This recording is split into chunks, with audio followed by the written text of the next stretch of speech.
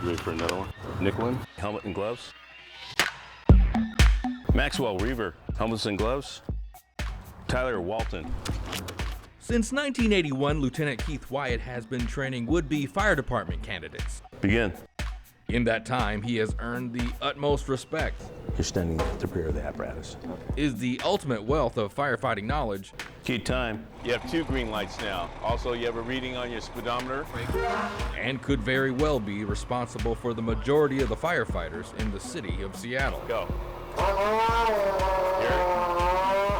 The knowledge base I have, I don't want it to go to waste. So one of the things I try to do is pass that knowledge base down to younger potential firefighters that are coming in.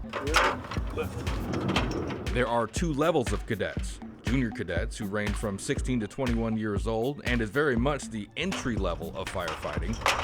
We're ready for another. Tighten her down with that right there. We'll go ahead and grab one of these packs here, get it on, right there, and let's head up. Then there are senior cadets, who are one step away from actual employment. However, that one step is a tough one. Cadets are not paid. Their service is completely voluntary. This is a non-timed event, so don't gas yourself out.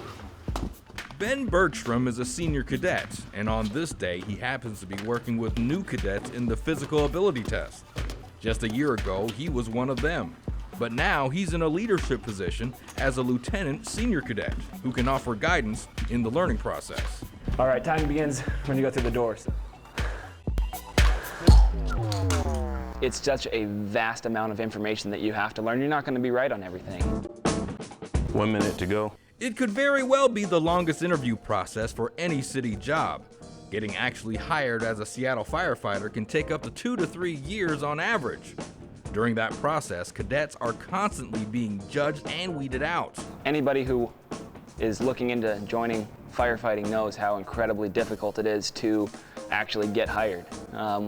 Last year, for instance, with Seattle, there's 4,700 applicants for 25 spots. There are 3 key traits a fire department is looking for.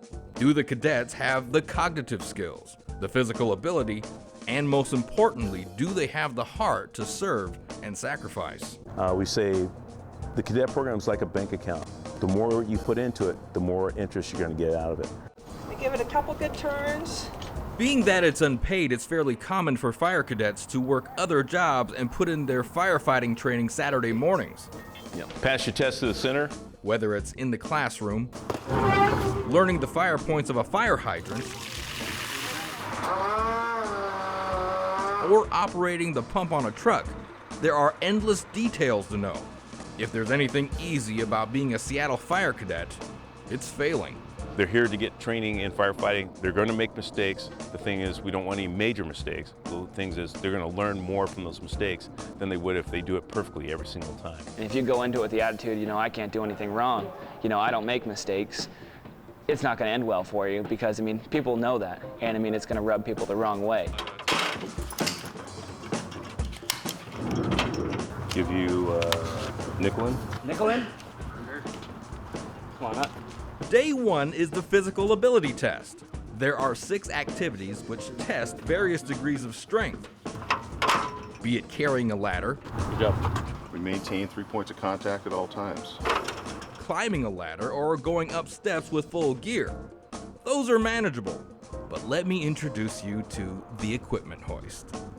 This 50-pound pull up 6 grueling floors could very well be the one test that eliminates the most people. It's beautifully cruel. Good. Getting down low. Just grabbing it like that. The test isn't necessarily the physical pull, it's actually more listening and following directions. You're almost there. Keep going. Try and power through it and you'll likely fail. Dig deep. Don't give up. And then just pull it like that, hand over hand. But listen to the instructions and use proper technique. Yeah, just keep going like that. Good job. Keep it going. Keep that momentum. Good. Piece of cake. This is easy. Good job. Down is brilliant. Thank you. Make sure mentally and physically that you're taking care of yourself. What Lieutenant Wyatt and company try to do is teach life lessons through firefighting. But most won't make it. The majority of the candidates will fail out of the program. failure is not the end. So one of the things I do with all the applicants that fail today is give them encouragement, how they can improve themselves so the next time they try out for the cadet program, how they can be successful. Put your seatbelt on. Safety first. Put on the brake. It's not surprising that the lieutenant takes so much pride in not only the knowledge that he's passing on, but in the cadets themselves. Tank the pump. He is very much their mentor, drill instructor, counselor, and father figure all in one. I treat them just like they're my own kids. I'm always also keeping on top of them, understanding how serious of a career decision this is. This is not something you take lightly, and I want to make sure they understand what they're getting involved with. When I ask you the specific answer, make sure you put the specific answer down there. At some point, Lieutenant Keith Wyatt will retire from Seattle's fire department, and with him will go priceless firefighting knowledge. But in the meantime, he'll continue to pass his wisdom onto the future members of the department.